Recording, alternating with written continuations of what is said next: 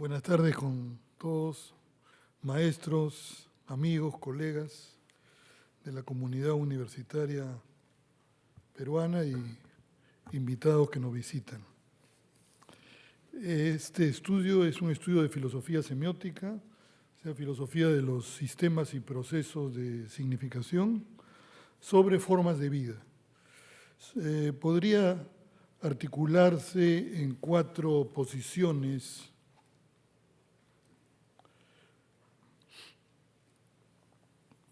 discontinuas, categoriales, al modo de un cuadrado semiótico.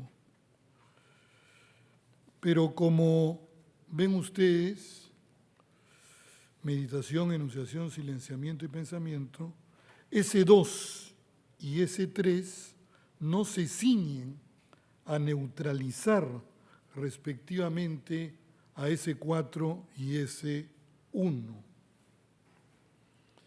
En efecto, no se trata en este trabajo de que el pensamiento niegue a la meditación para afirmar la enunciación, ni de que el silenciamiento niegue a la enunciación para afirmar la meditación, como se trabaja la sintaxis fundamental estándar en el modelo de Greimas.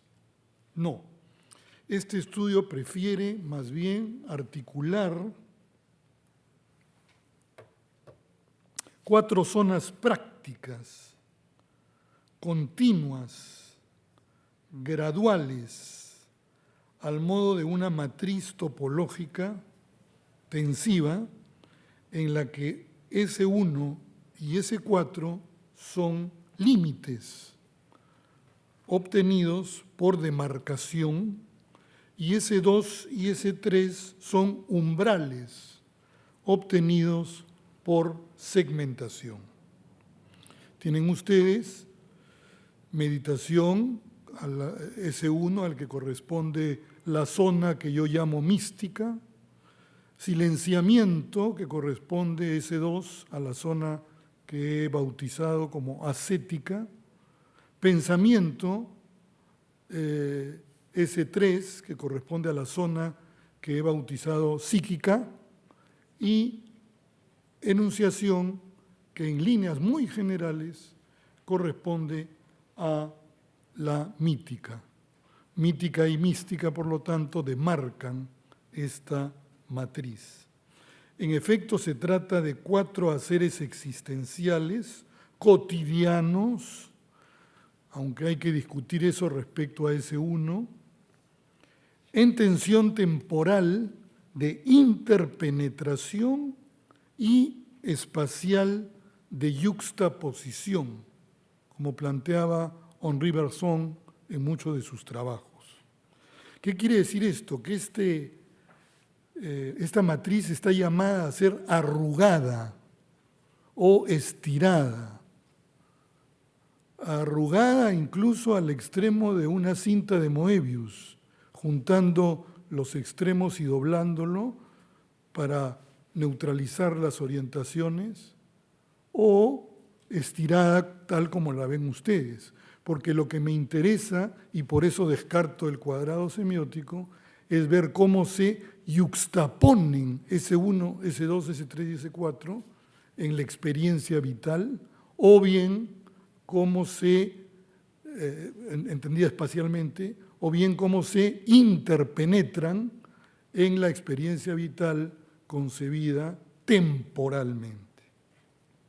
Entonces, 4 haceres en tensión temporal de interpenetración y espacial de yuxtaposición pliegan y despliegan una carne sintiente, moviente, una carne que siente y se mueve, carne, categoría fenomenológica, un cuerpo percibiente y un sujeto enunciante. Siguiendo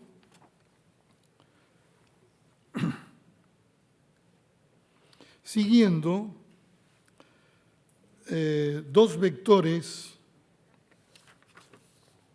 horizontales en los que alternativamente predominan por un lado, los cursos carnales y de cursos corporales, y por el otro, los discursos del sujeto. Además, como ven, siguiendo dos vectores verticales, tenemos la intensidad que va de más a menos conciencia, o viceversa, de menos a más conciencia, y se desliza transversalmente en el dial de la mencionada topología. Imagínense que esta línea se desliza como si fuera una de esas radios antiguas, ¿no? Se desliza en el dial de la mencionada topología. Pues bien, los operadores de la conciencia son carne, cuerpo y lenguaje, fenomenológicamente hablando, o de la inconsciencia. Por lo tanto, en el horizonte de la meditación tenemos la comunión y en el horizonte de la enunciación tenemos la comunicación. La comunión es fruto y raíz de la comunicación. Martin Buber señala, el lenguaje es una fuerza de la comunidad y no puede decir nada salvo lo que es común. Entonces tenemos tres categorías, ¿no? Comunión, comunidad, comunicación. En ese uno, ¿qué tenemos en ese uno? Misticismo. Evelyn Underhill, en un clásico, La práctica del misticismo, dice, es el arte de la unión con la realidad. Otros han agregado con la realidad última y primera, otros deificando o teologizando han dicho el arte de la unión con Dios. En fin, Evelyn Underhill laicamente dice, es el arte de la unión con la realidad. Es místico quien ha alcanzado en mayor o menor grado esa unión, o que cree en esa unión y pretende alcanzarla, o sencillamente se encuentra con ella, como esas iluminaciones súbitas, ¿no? La idea de unión nos conduce al monje como arquetipo. Monje, monos, uno, unión. Es decir, aquel que aspira a unir en armonía, a unificar sus contradicciones. Y por extensión conduce pues a conceptos como éxtasis, iluminación en la tradición budista, nirvana también. A todo esto, el ocio tiene la apariencia en nuestro tiempo de un privilegio, de un lujo al alcance de aquellos pocos que disponen de tiempo libre. Es más, el tiempo libre lo tienen los que tienen guita, ¿no? Pero el ocio es la virtud de quienes le dedican a cada tarea el tiempo que ella requiere. Pues bien, en su etimología griega, skolé, escuela, es un lugar para el ocio. Eso, en el contexto actual, parece una broma, pero es así. La escuela es un lugar para entregarse al ocio y así encontrarse a sí mismo. En nuestro tiempo, las escuelas están orientadas al propósito más que al sentido, al saber cómo instrumental, más que a la sabiduría. Y cabe preguntar, ¿qué ha enriquecido más nuestras vidas? ¿Las cosas útiles enseñadas en la escuela o las experiencias de disfrute vividas en las vacaciones? El hueveo vacacional. Originalmente la vacación es esa práctica escolar que vincula íntimamente vacío y plenitud. Vacación es vacío. Tú tienes que estar vacío para poderte llenar bien. S2, ascética, comienza con la noche oscura o con la nube del no saber para pensar pues en metáforas medievales cristianas. Pero es por acá que comienza con la noche oscura, con la nube del no saber. El silenciamiento, no el silencio, el silenciamiento, porque el silenciamiento es un hacer. El silenciamiento se orienta a sentir, a escuchar las transformaciones silenciosas del propio cuerpo, como señala Francis Julian en ese hermoso libro Transformaciones Silenciosas, haciendo referencia a los chinos, ¿no? Para los chinos lo importante no es la muerte, sino el envejecimiento. Es una filosofía enfocada en el envejecimiento, y el envejecimiento no se ve, es igual que el crecimiento de las plantas. Ustedes ven el crecimiento de las plantas, llegan al día siguiente y ven la plantita más grandecita, pero nadie la vio crecer. Transformaciones silenciosas, ¿no? O sea que silenciamiento, escuchar transformaciones silenciosas del propio cuerpo. La más importante en términos ascéticos de entrenamiento es la respiración. Tanto así que se recomienda que la mejor respiración es la que no suena, ¿no?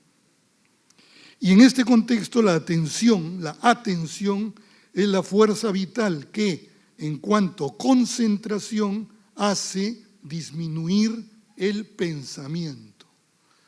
Recordarán ustedes la prueba de Pascal. Pascal dice, la infelicidad del ser humano se reduce a la absoluta incapacidad de quedarse quieto en una habitación. Solo después de las pruebas ascéticas, o sea, viniendo en nuestra topología hacia acá, después de esa noche oscura, ¿no? Jodida, ¿no?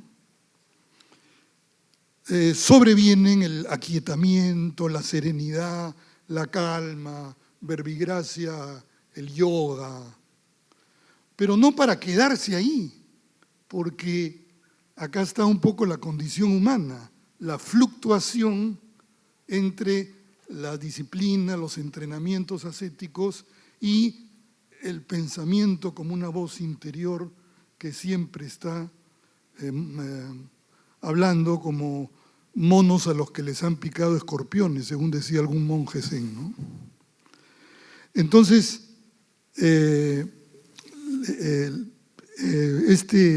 esta topología hay que interpretarla en términos de energía que se distribuye, de frecuencias, de conciencia, ¿no? Y de vibraciones. Todo está conectado. S1, S2, S3 y S4 están conectados y en unidad al mismo tiempo. Pues bien, S3 no solo señala a S4, también lo horada, lo atraviesa y le marca el ritmo. Igualmente, S2 no solo señala a S1, también lo horada, lo atraviesa y le marca el ritmo. En la frontera S2, S3, emerge pues una polarización axiológica, disminución del pensar y aumento del sentir, del lado de S2. Disminución del sentir y aumento del pensar del lado de S3. Por este lado, por S3, impera la densidad discursiva del proceso mental, pensamiento-imagen, que es el más veloz de todos.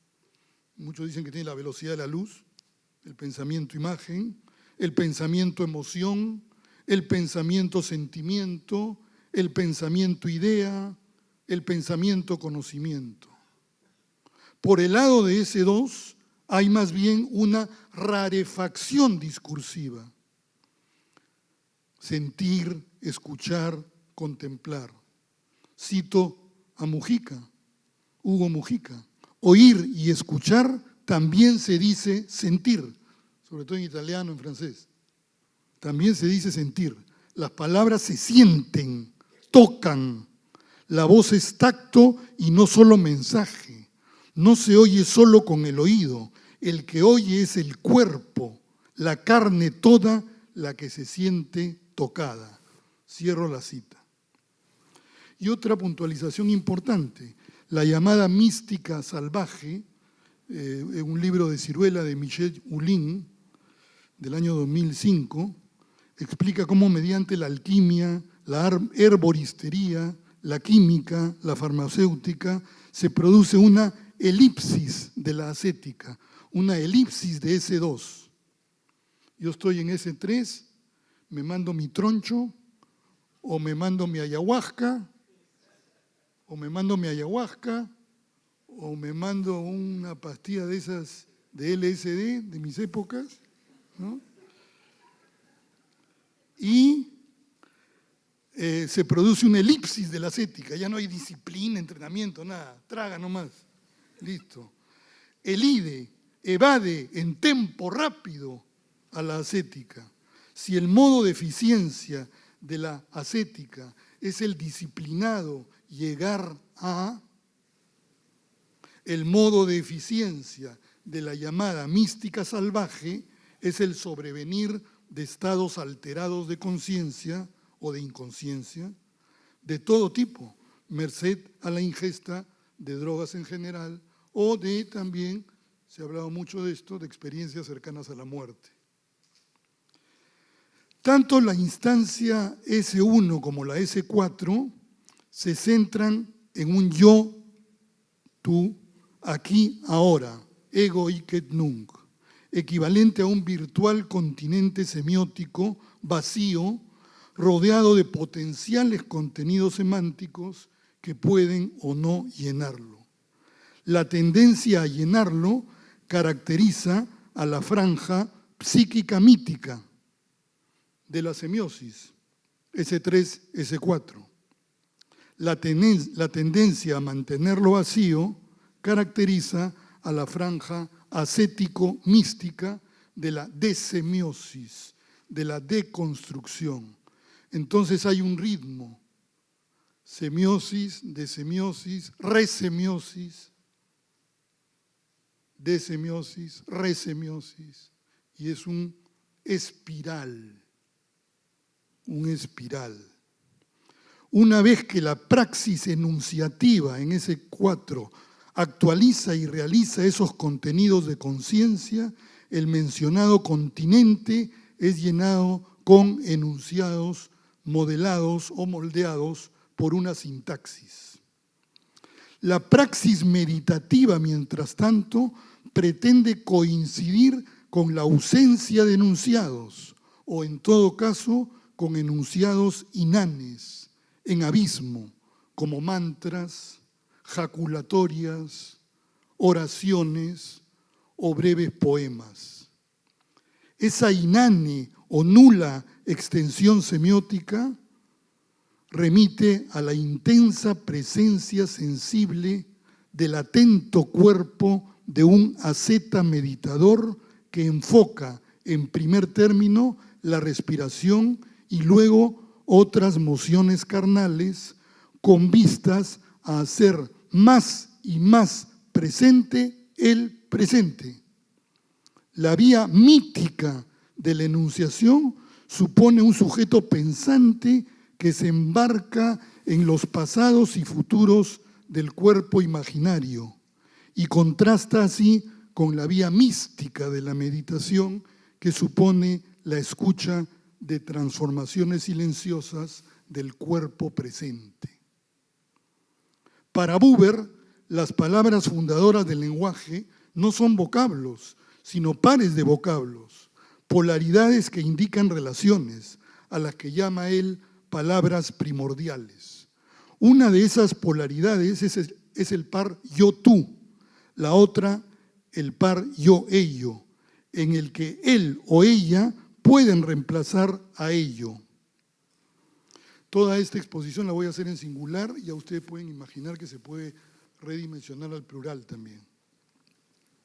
De ahí que también el yo del hombre sea doble, pues el yo de la polaridad yo-tú es distinto al yo de la polaridad yo-ello. Las palabras primordiales, cito a Buber, no expresan algo que pudiera existir independientemente de ellas, sino que una vez dichas, dan lugar a la existencia. Son shifters de existencia, son operadores de existencia. Buber identifica dos yoes distintos en el humano. No es lo mismo ser sujeto en relación con otro sujeto en presencia, abiertos ambos a la posibilidad de ser uno solo, que ser sujeto en relación con un objeto, por definición, distante, puesto delante, objectum. Para la lingüística del discurso, enarbolada por Émile Benveniste, discurso, curso entre dos, yo-tú configura la categoría de la persona gramatical. Él, ella, configura la categoría de la no persona gramatical. Eso implica que los polos yo-tú dan lugar a la enunciación y a la comunicación. Yo es la posición de quien habla, tú es la posición de a quien se habla, a quien se habla puede o no estar abierto a la escucha. De esa apertura o cierre depende si ambos realizan o no la comunicación. No olvidemos que, en segunda instancia, escuchar también es enunciar, o sea que tú deviene yo. Mientras tanto, ello, él, ella, da lugar a lo enunciado, a lo dicho, a lo escuchado. Ella o ello está siempre en lo comunicado, nunca está en la comunicación, está en lo comunicado, predicado o inventado, nunca en la comunicación.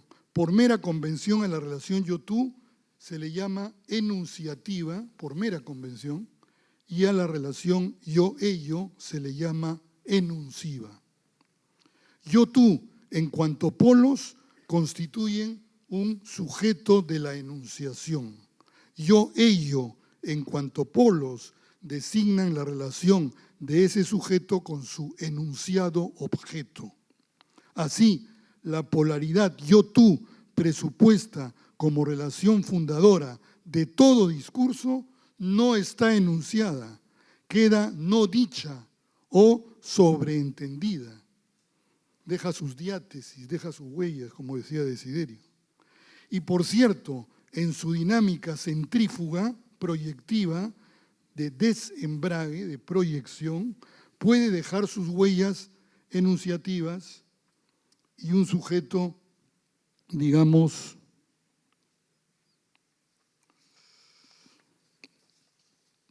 sus huellas enunciativas, enuncivas o ambas. Nunca tú dice tú o él. Quien dice tú o él es yo. Nunca yo escucha a tú. Quien escucha a yo es tú. De ahí que pensar como enunciación interior es a la vez decirse algo y escucharse decir algo. Acto reflexivo realizado desde la relación yo-tú, entendida como escisión o esquicia creadora, un solo actor para dos roles. Lo mismo sucede en la enunciación exterior, lo que estoy haciendo ahorita con ustedes, ese acto transitivo, social, en el que hay dos actores, yo y ustedes, para dos roles intercambiables. Levantan la mano, se convierten en yo y me convierten en tú. Entonces, el punto central de la diada fundadora del lenguaje en acto es yo-tú, mientras que ello es la realidad derivada del lenguaje ya enunciado. Esa diada fundadora se disuelve cuando no hay fundación. El mismo punto central en el que se funda el lenguaje queda en suspenso, en abismo. Creo que no lo pusiste, Pipo. No pusiste el circo. Bueno. Queda en silencio, en abismo. Había otro esquema que era una espiral, pero bueno, ya les hablé de la espiral, entonces. Bien. Les decía que queda en suspenso, en abismo.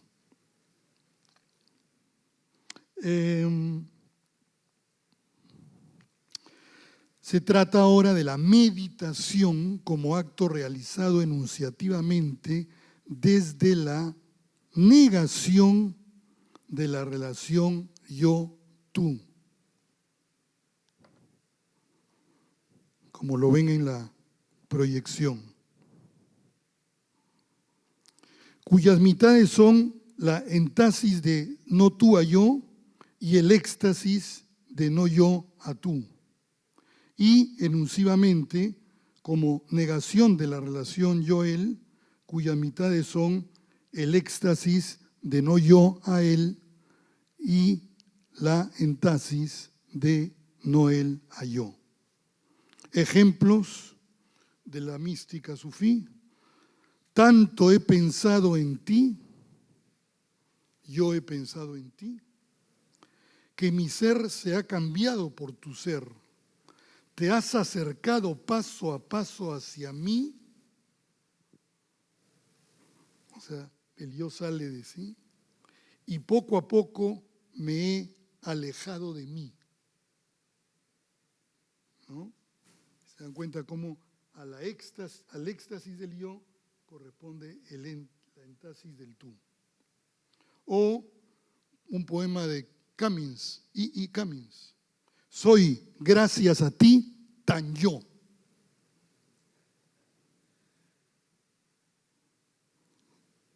La plenitud de estar completamente vacío, ¿no? La plenitud de estar completamente vacío. Soy, gracias a ti, tan yo.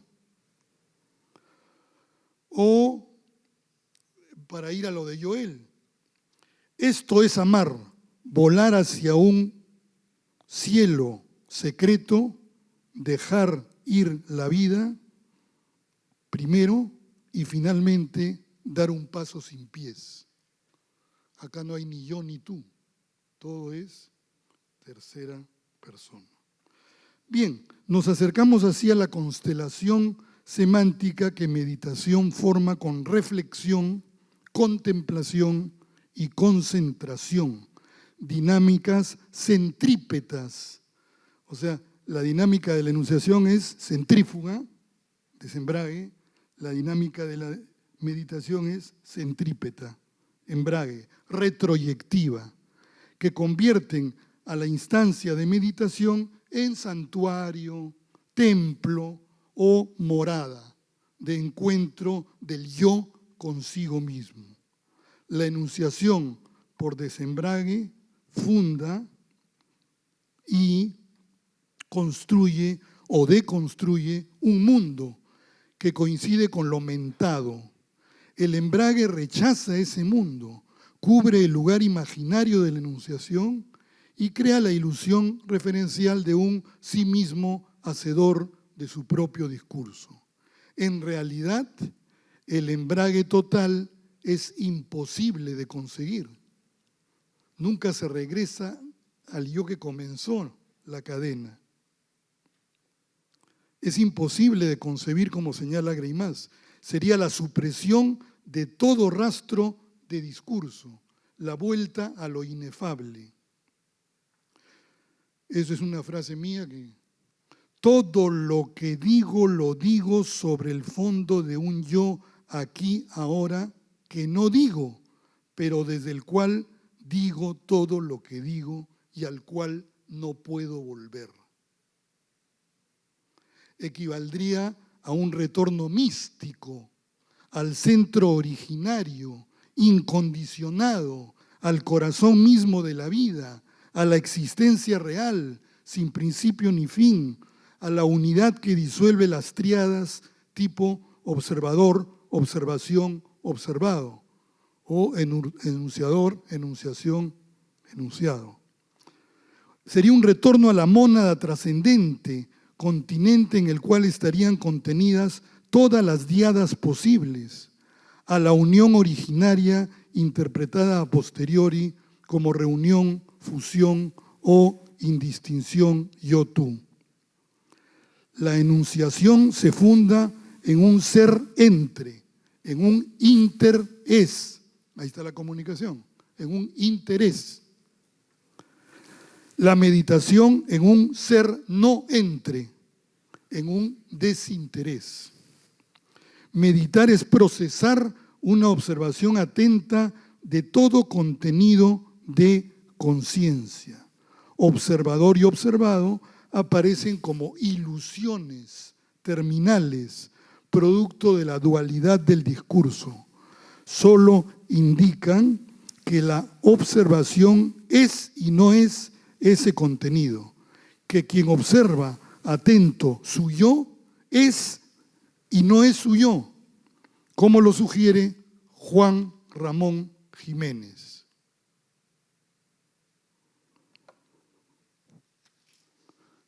Yo no soy yo, soy ese que va a mi lado sin yo verlo, que a veces voy a ver y que a veces olvida, el que calla sereno cuando hablo, el que perdona dulce cuando odio, el que pasea por donde no estoy, el que quedará en pie cuando yo muera. En el poema, Juan Ramón Jiménez, el autor, equivale a un yo enunciador que declama todo a un tú implícito, que no aparece enunciado, no hay ninguna marca de tú. Yo dice algo a tú, pero no dice tú. Yo dice yo y añade, no soy yo. No bien se afirma a sí mismo, se niega, pero para dejar un vacío a ser llenado de inmediato con una afirmación más fuerte e intensa que recae en ello, en ese, soy ese. Así coexisten un yo central tratado enunciativamente como yo engañoso, que parece y no es, y un yo en horizonte, tratado enunciativamente como el secreto, que es y no parece. En suma, yo dice, aunque parezca, yo no soy yo. Yo soy ese, aunque no parezca. En el enunciado se genera el simulacro de un yo enuncivo, un yo dicho, silente, místico, algo así como una sombra o un fantasma, un actor sutil, intangible, en el imaginario cristiano una especie de ángel de la guarda, quien acompaña siempre al yo enunciativo, hablante, mítico, el cual es denso, tangible. A pesar de esa compañía, el yo enunciativo no tiene siempre presente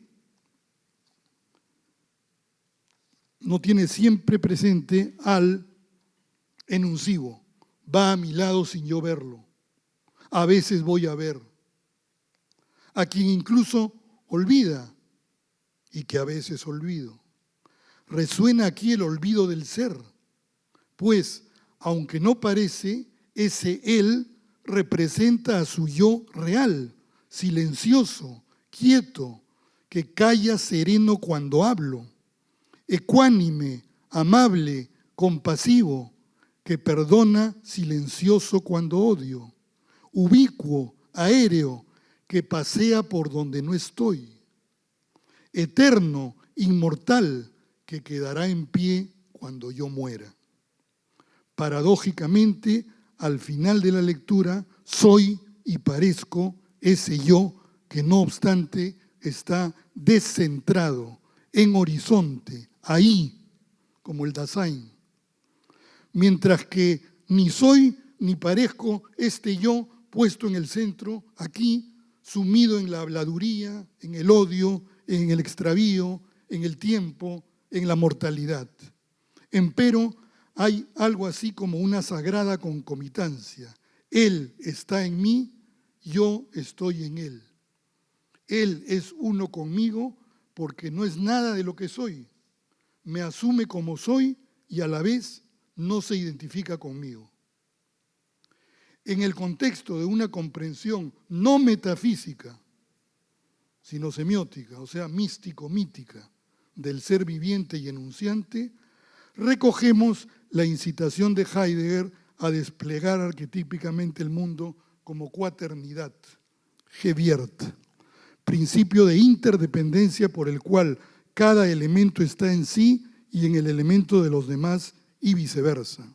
Así, las cosas del mundo o el mundo de las cosas se entreteje en 4 arquetipos básicos: el cielo, la tierra, los divinos y los mortales.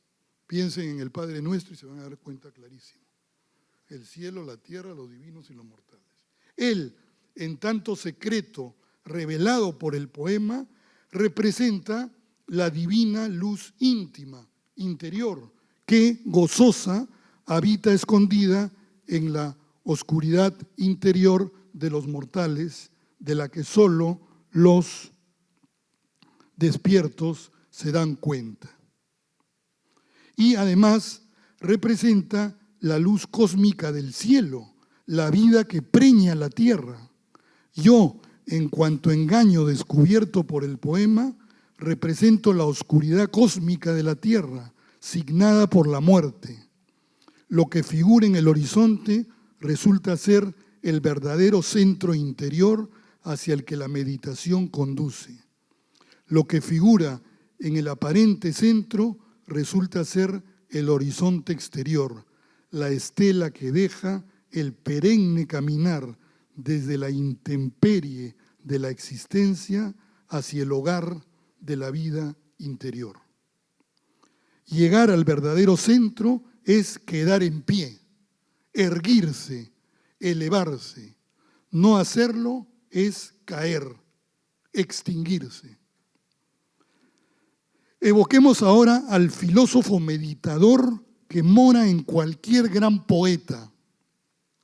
Al culminar un episodio del proceso de conocimiento de sí mismo, da la impresión de que el enunciador poético, más allá de su palabra y de su pensamiento, ha dejado hablar al silencio, flujo perenne de lenguaje y de comunicación y de comunión con lo que es siendo desde siempre y para siempre. Se da cuenta de que antes de enunciar cualquier cosa acerca de su experiencia, no es sujeto de pensamiento, sino que está sujeto a pensamiento. No enuncia, sino que es enunciado por el lenguaje, por cualquier lenguaje. Es más, se da cuenta de que es siendo lenguaje.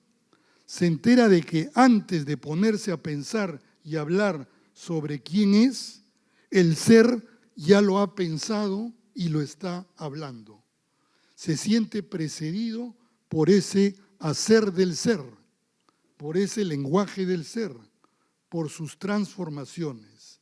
Así, ser y darse cuenta de ser son lo mismo.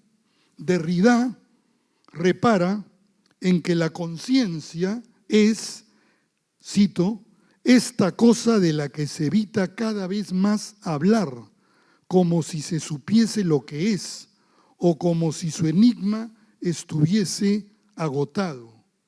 Y pregunta, ¿hay hoy en día problema más nuevo que el de la conciencia? Cierro la cita. En efecto, la conciencia, proceso evadido por la ciencia positiva, aparece sin cualidades y está más allá de ella misma, como un agujero que está en el papel y a la vez no es de papel. Como una apertura en la mente a través de la cual la mente fuera inundada de luz, de inteligencia. Es simplemente una apertura, un claro abierto, como diría Heidegger, Lichtung, en el que encontramos un semisimbolismo. El vacío es a la lucidez lo que el espacio es a la luz.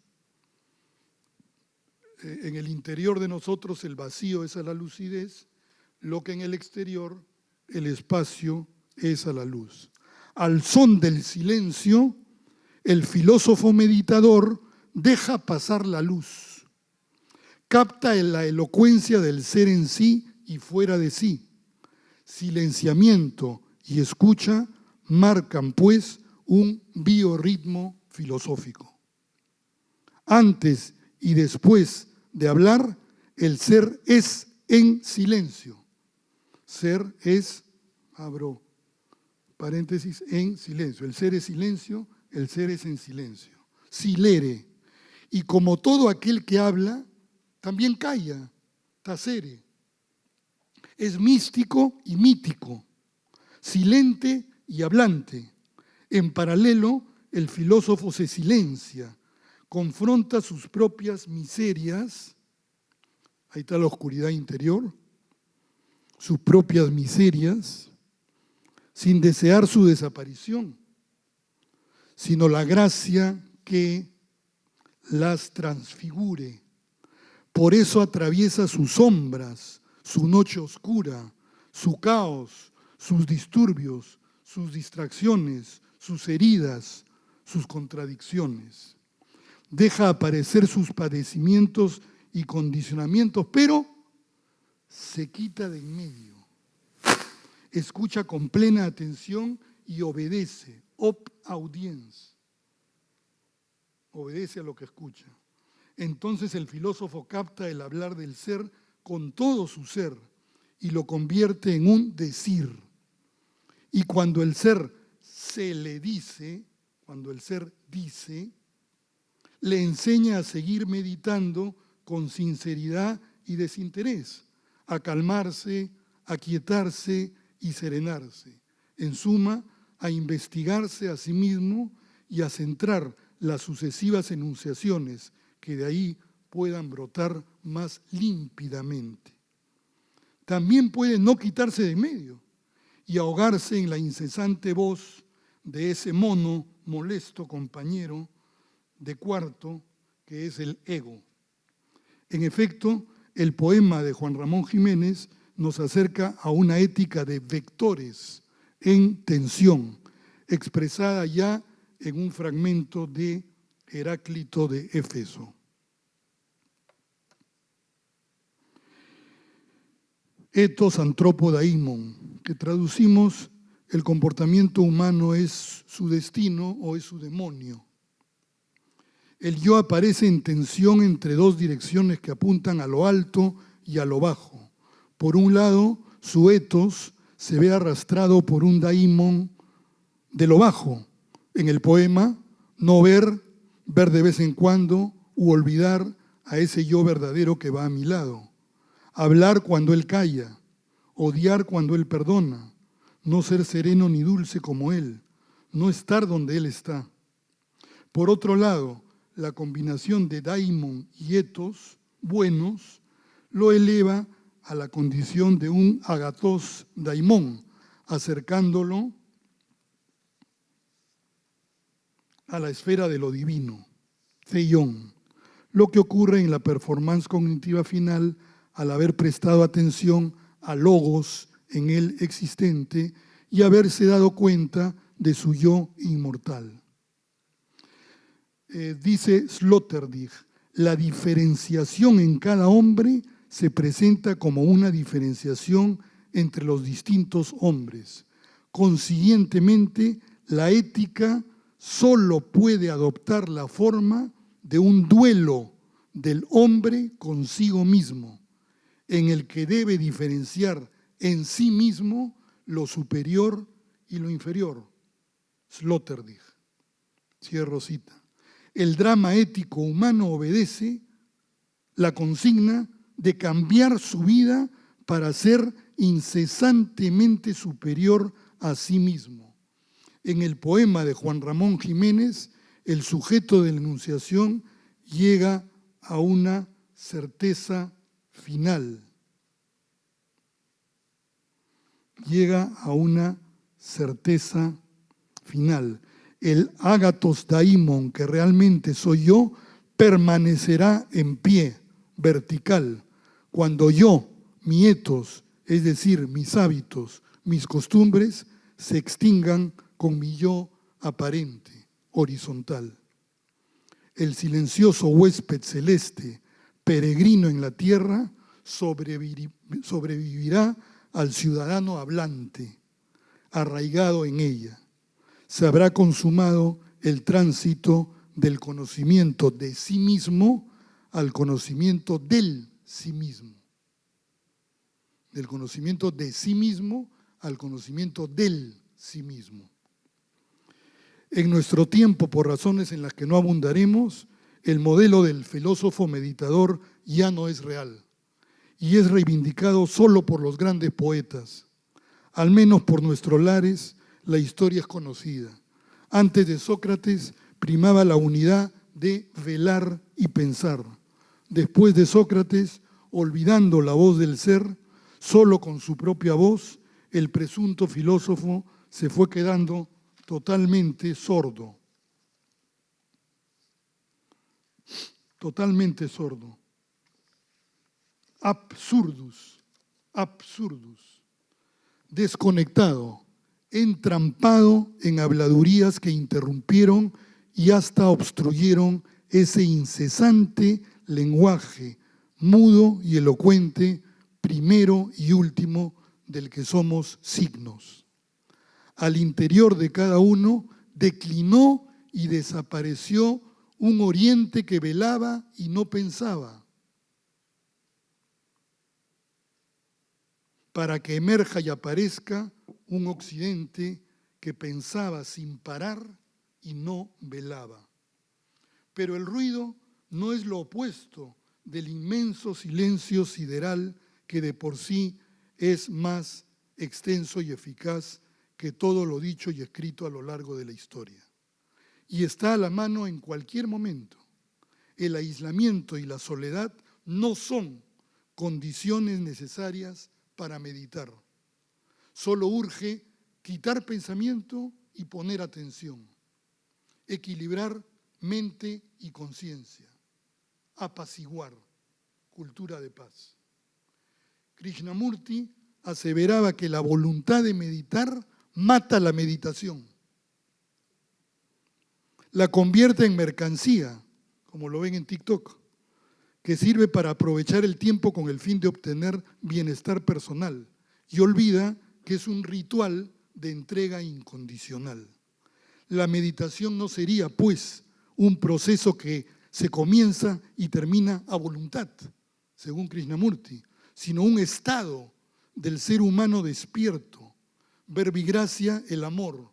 Yo no voy a decirte a ti, bueno, te voy a amar de 2 a 4. Y ya después hasta las 7 de la noche ahí te vuelvo a amar, ¿no? El amor y la atención, decía Simone Weil, son sinónimos. Todo lo que uno atiende es que uno lo ama. Lo que llama la lámpara del minero, ¿no? El verbo poético destila silencios. Su decir va revelando la mudez del contorno. Es realmente dicente y silente. Renuncia a decir muchas cosas para decir justo lo esencial. Hubo un silencio antes de la creación y habrá un silencio al fin de los tiempos. Lo pensativo del ser trasciende los pensamientos de cualquiera.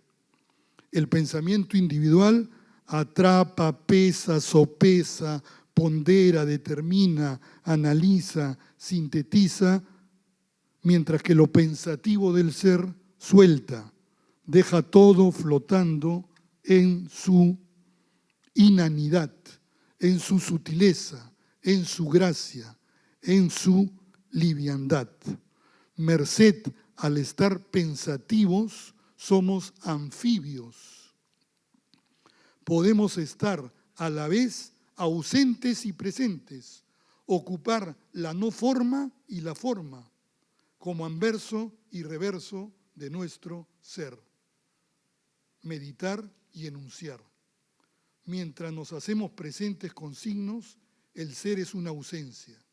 Solo se presenta al que calla y se ausenta de sí mismo. A ese lo deja en su no lugar, en su no tiempo. Panikkar recuerda que meditari significa in medium ire et ex medio ire, caminar hacia el propio centro y desde él seguir caminando, ir al corazón de la realidad y vivir desde ella, ir en silencio del centro a adentro. En resumen, la verticalidad y la horizontalidad no tienen una dimensión geométrica, sino ética, como dice Sloterdijk. De ahí que la homologación casi universal de lo interior con lo superior y de lo exterior con lo inferior equipara seguir hacia adentro con un eufórico ascenso, vértigo hacia adentro, e ir afuera con un disfórico descenso, caída hacia afuera, con toda la implicancia no solo ética, sino también religiosa del caso. Para terminar, creo que ya es suficiente, una reflexión sobre cómo el lenguaje sobredetermina la lengua, ¿no? La lengua griega del ser exige la definición, la delimitación, la determinación, logos, mediante el cual traza las fronteras entre géneros, especies, propiedades, cualidades. Reconoce el ser, esto es, abstrae y produce lo verdadero, pero en ese trajín se privaba de aprender lo indeterminable, del paso o de la transición, ese impedimento de decir hasta dónde iba tal propiedad o cualidad y dónde comenzaba la otra. Ahí encontró su escollo, su aporía. El pensamiento chino o los pensamientos autóctonos de nuestros pueblos del Perú, por el contrario, hizo de la transición no demarcada y de la transformación silenciosa de ella derivada lo pertinente para abordar todo proceso de existencia. Prestó atención a lo que se mira pero no se percibe, a lo que se escucha pero no se oye, a ese estadio donde lo sensible se desespecifica, se descalifica, donde las demarcaciones se deshacen y sumidas en la indiferenciación dejan aparecer la incesante transición de las cosas. Como dice François Julian, el dispositivo enunciativo chino es inventivo, no predicativo, desobedece al principio de no contradicción, se resiste a la traducción en nuestras lenguas, a las cuales solo le queda repredicar las frases, reesencializar el Tao, interpretarlo místicamente, hipostasiarlo, cuando en realidad no hay términos que delimiten el sentido, sino relevos de múltiples sentidos. Apenas el enunciado es enunciado, se desenuncia. Apenas se esboza el sentido, se modifica y continúa. Este se constituye prácticamente para ser deshecho. Tampoco hay sujeto que subsista, no hay sustantivo. Más bien, cada apelación se transfiere y se modifica y a la vez continúa en la siguiente. La frase misma está en transición. Una cosa puede ser a la vez todavía esto y ya no esto, como la nieve que al fundirse es al mismo tiempo todavía dura y blanda, y al mismo tiempo blanda y no blanda, fundida y no fundida. No se trata aquí de comparar las lenguas y de etiquetarlas, sino de sondear las fecundidades de ambos pensamientos para pensar lo que no hemos pensado aún, para asentarnos en lo impensable. Una reflexión final sobre la cultura de paz en relación a todo esto. Si he escrito sobre esto es fundamentalmente por la cultura de paz. Una mente metódica, regulada, programada, que pretende lograr algo previsto, métodos es camino con una meta trazada, ¿no? Camino prefijado. Y por otro lado, un camino puro, no un método, sino un camino, sin referencias terminales de ningún tipo. El método es la figura modal del pensamiento racional.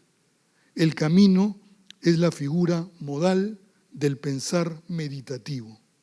No es lo mismo, pues, separar categorial y discontinuamente meditación y enunciación, como se hace en un cuadrado semiótico, por ejemplo, que imaginar cómo aquella se va modificando y continuando gradualmente en esta, vía un tránsito que pasa por el mantra, por la oración, por los poemas o por otras expresiones.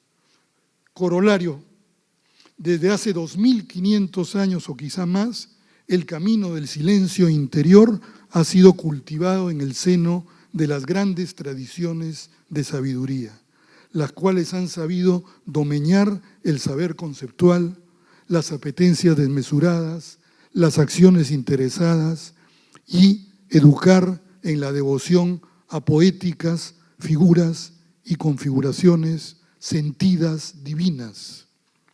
Todo eso con vistas a crear comunidades que convivan en armonía. Hoy vivimos en un tiempo de sordera y de ceguera respecto a ese camino de calma, serenidad y equidad garante de una cultura de paz. La religión, entendida como espiritualidad o religiosidad universal, no confesional, transconfesional, como ética del bien común, sería a escala global esa reunión o relectura capaz de redimensionar la sensibilidad, el pensamiento y la actuación de las sociedades dinámicas de la modernidad tardía, postindustriales, digitalizadas, de innovación continua e inteligencia artificial, eminentemente seculares y laicas. No obstante, es ingenuo querer partir de cero, pues ya hay raíces muy sólidas de una sabiduría perenne diseminada por todo el orbe. En la modernidad tardía ya no se trataría de confrontar creencias y mitologías étnicas, sino de abrir paso a experiencias de silenciamiento y respeto guiadas por formas pacíficas de confianza mutua, confluencia y colaboración ecuménica. Muchas gracias.